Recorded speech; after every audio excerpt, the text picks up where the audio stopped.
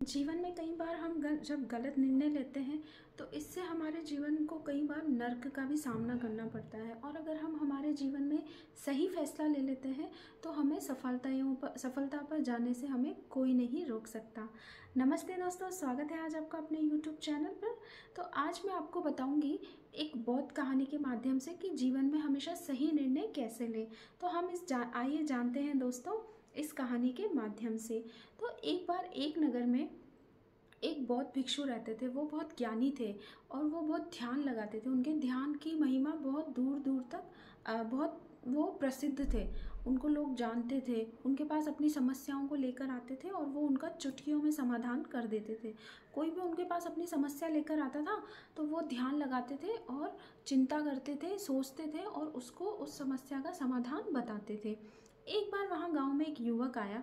वो वहाँ पर आकर उनको अपनी समस्या बताता है कि गुरुजी मेरी ये समस्या है, इसका आप समाधान कर दीजिए। गुरुजी ध्यान लगाते हैं और उसकी समस्या का यूं ही समाधान कर देते हैं। तो वो बड़ा चिंतित हो जाता है, मतलब शॉक्ड हो जाता है, एकदम आश्चर्यचकित हो जाता है कि ये इतना अच्छा कैसे डिसीज़न ले लेते हैं, एकदम ध्यान की मुद्रा में, शांति में, इस तरह से कैसे ये सही निर्णय ले लेते हैं। तभी वहाँ पर गांव में एक अजीब व गरीब घटना घटी। क्या घटना घटी? वहाँ पर एक वृद्ध महिला थी। वो बहुत वृद्ध थी, बुजुर्ग थी और उसके साथ कोई नहीं रहता था। वो अकेली ही वहाँ पर जीवन व्यतीत कर रही थी। तभी वहाँ पास के गांव से 4 व्यक्ति गुजर रहे होते हैं। वो अपना धन एकत्रित कर कर निकल रहे होते हैं, गांव से गुजर रहे होते हैं। वो अपना जमा पूंजी लेकर, सारी जितनी भी उन्होंने मेहनत की जो कमाई है वो लेकर चारों दोस्त उस रास्ते से गुजर रहे थे।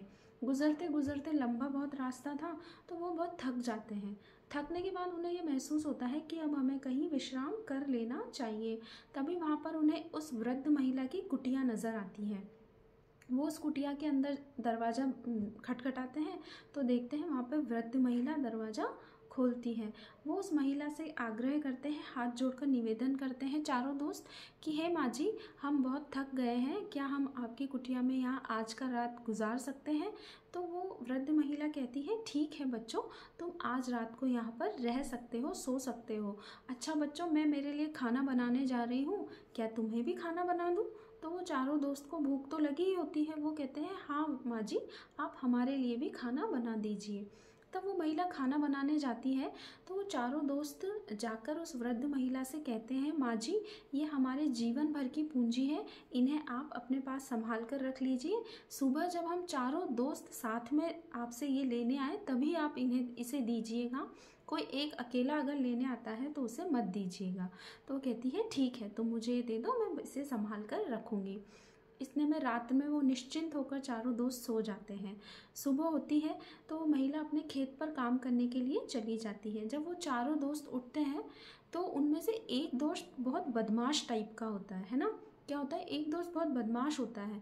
तो वो बदमाश दोस्त उनसे कहता है कि दोस्तों, हमें इस महिला की मदद करनी चाहिए। जब इसने हमें रात को रुकने के लिए जगह दी, रहने के लिए खाना दिया और इसने हमारे जीवन की जो पूंजी है उसको भी संभाल कर रखा, तो क्यों ना हमें इस महिला की मदद करना चाहिए।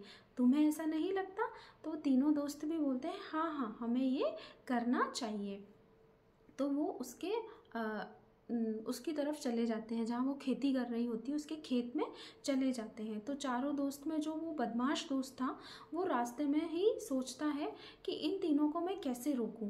तो वहाँ पर जब वो खेत में पहुँच जाते हैं तो वो चारों दोस्त जब उस बुढ़िया के पास जा रहे होते हैं तो उसमें से वो एक दोस्त कहता है, दोस्तों मुझे बहुत प्यास लगी है, मैं पानी लेकर आता हूँ, क्या तुम्हें भी प्यास लगी है? तुम्हारे लिए भी पानी लेकर आऊँ?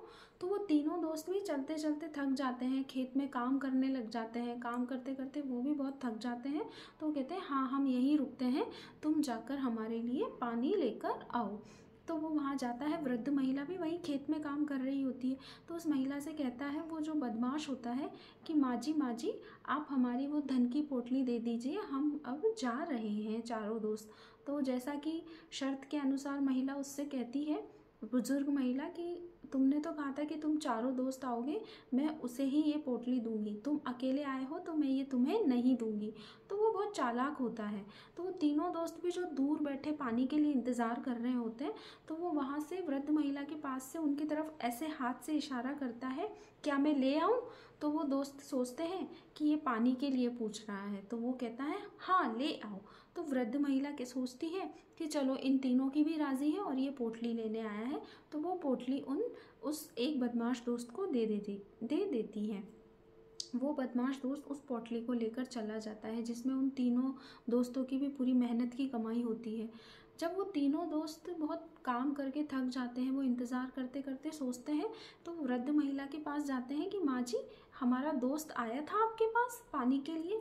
तो माँ जी ने बोला उस वृद्ध महिला ने कि हाँ दोस्त तो आया था, लेकिन वो तो पोटली लेकर चला गया।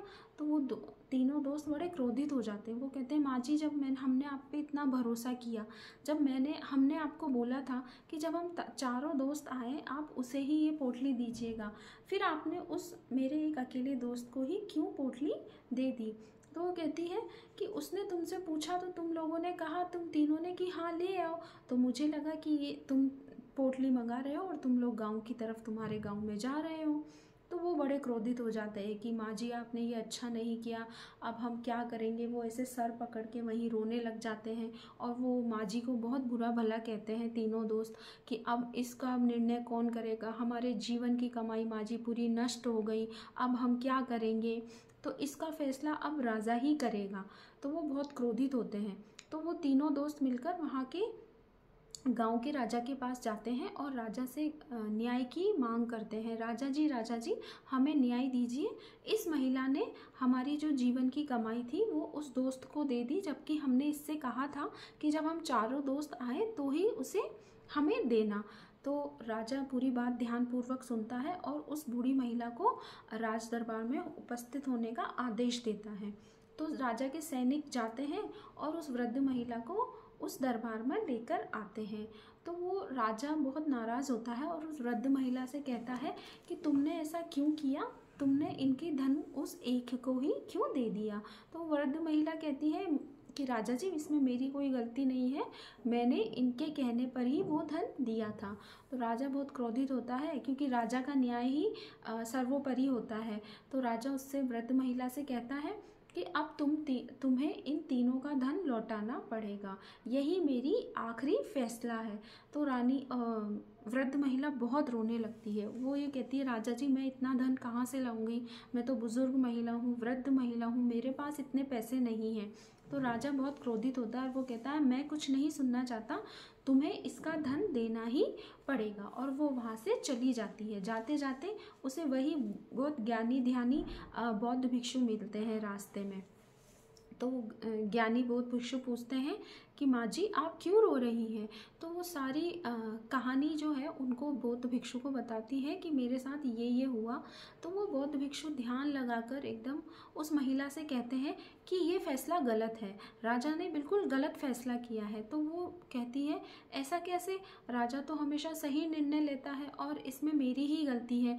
जब उन्होंने मुझसे कहा था कि चारों साथ में हो तो ही धन देना है, लेकिन मैंने उस एक को ही दे दिया, तो इसमें गलती तो मेरी ही है, वृद्ध महिला उन बौद्ध भिक्षु से कहती है। तो बौद्ध भिक्षु उससे कहते हैं नहीं, तुम्हारी कोई गलती नहीं है, इसमें राजा की फैसला गलत है, राजा का फैसला बिल्कुल गलत है। तो वो कहती है कि वो बौद्ध भिक्षु उससे कहते हैं तुम जाओ राज दरबार में दोबारा और उस राजा से बोलो कि आपने बिल्कुल गलत फैसला किया है। तो वो बहुत डर जाती है। वो ये कहती है मैं राजा के खिलाफ कैसे बोलूँगी, राजा मुझे दंडित करेगा। वो बौद्ध भिक्षु बोलते हैं ये तो तुम्हें करना ही पड़ेगा। तो जैसे तैसे वो जाती है और बहुत विनम्र आवाज़ में हाथ जोड़कर राजा से कहती है राजा जी आपने जो फैसला किया है वह गलत है, ये मुझसे बौद्ध भिक्षु ने कहा। तो राजा बहुत क्रोधित हो जाता है। राजा को ऐसा होता है ना कि मेरा फैसला, किस में इतनी हिम्मत है कि मेरा फैसला कौन गलत बता रहा है। तो वो कहता है राजा अच्छा बताओ किसने कहा, कि बौद्ध भिक्षु ने। तो बुलाओ उस बौद्ध भिक्षु को यहाँ पर। तो राज दरबार में से जो उसके कर्मचारी होते हैं वो जाते हैं और उन बौद्ध भिक्षु को लेकर आते हैं दरबार में। तो बौद्ध भिक्षु से राजा कहते हैं आप ऐसा कैसे कह सकते हैं कि मेरा ये फैसला बिल्कुल गलत है। तो वो बौद्ध भिक्षु कहता है राजा जी, बहुत विनम्र आवाज़ में, एकदम ऐसा नहीं है कि झगड़ा करके कहते हैं वो, क्योंकि राजा राजा होता है ना। तो हाथ जोड़कर उससे कहते हैं राजा आपने बिल्कुल गलत फैसला किया है, आप खुद ही सोचिए, आपने जो फैसला लिया आप खुद सोचिए। जब इस महिला ने से बोला गया था कि चारों आदमी आए तो ही धन की पोटली देनी है। राजा बोलता है हाँ। तो वो बोलता है अभी तो ये 3 ही लोग हैं, चौथा कहाँ है? तो ये वृद्ध महिला इनको क्यों धन की पोटली देगी, धन इकट्ठा करके क्यों देगी? ये तो चारों है ही नहीं, ये तो 3 ही लोग हैं, तो या तो उस चौथे को भी बुलाओ, तब ये वृद्ध महिला इनका धन लौटाएगी। तो राजा को अपनी गलती का एहसास होता है कि हाँ, ये बात मेरे दिमाग में क्यों नहीं आई, मैंने इतनी बड़ी गलती कैसे कर दी फैसला लेने में।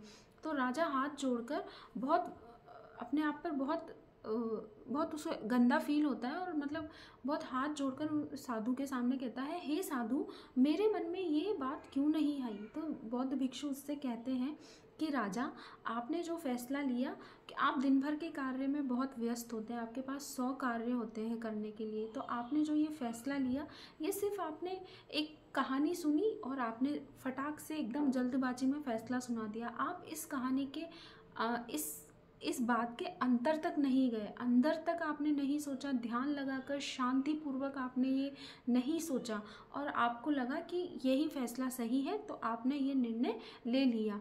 तो राजा को अपनी गलती का एहसास होता है और वो उनको बोलता है कि अब तुम जाओ और तुम्हारे उस चौथे साथी को भी लेकर आओ, तभी ये फैसला होगा, वरना ये वृद्ध महिला तुम्हें कोई पैसे नहीं देगी। तो इससे क्या होता है दोस्तों, वो तीनों दोस्त भी वहाँ से चले जाते हैं। और इस कहानी से हमें यही सीख मिलती है, इस कहानी से कहने का तात्पर्य मेरा यही है दोस्तों कि हमेशा सही फैसला लें अपने जीवन में। अगर आप एक बार भी अगर आपने अपने जीवन में गलत फैसला ले लिया, तो इससे आपको बहुत नुकसान होगा, बहुत हानिकारक होता है ये, क्योंकि एक गलत फैसले से आपकी ज़िंदगी बर्बाद हो सकती है, वो कोई भी गलत फैसला हो सकता है। और अगर आप अच्छा एकदम सोच समझकर, खुद को शांत रखकर आप किसी चीज़ के बारे में सोचेंगे कि नहीं, क्या सही है क्या गलत है मेरे लिए, क्या ये फैसला सही है मेरे लिए, क्या ये फैसला गलत है, अगर आप इस तरह से सोचेंगे तो आपके जीवन में कोई कठिनाइयाँ नहीं आएगी, आपका जीवन एकदम स्मूथली, एकदम सफलतापूर्वक रहेगा। लेकिन और एक अपने फैसले खुद लें, ना कि दूसरों पर डिपेंड हो। आप खुद जितना अच्छा अपने ऊपर कॉन्फिडेंस रखें, आप खुद जितना अच्छा फैसला अपने लिए ले सकते हैं, दूसरा नहीं ले सकता। और हमेशा फैसला सोच समझकर ही लेना चाहिए। तो यही था आज की हमारी कहानी दोस्तों, और आशा करती हूँ आपको मेरी ये कहानी अच्छी लगी होगी। अगर कहानी प्लीज़ अच्छी लगी है तो प्लीज़ मेरे चैनल को लाइक शेयर सब्सक्राइब ज़रूर कीजिएगा। ऐसे ही कहानियाँ मैं आप लोगों के लिए लेकर आती रहूँगी। तो मिलते हैं अब हम कल, तब तक के लिए बाय बाय।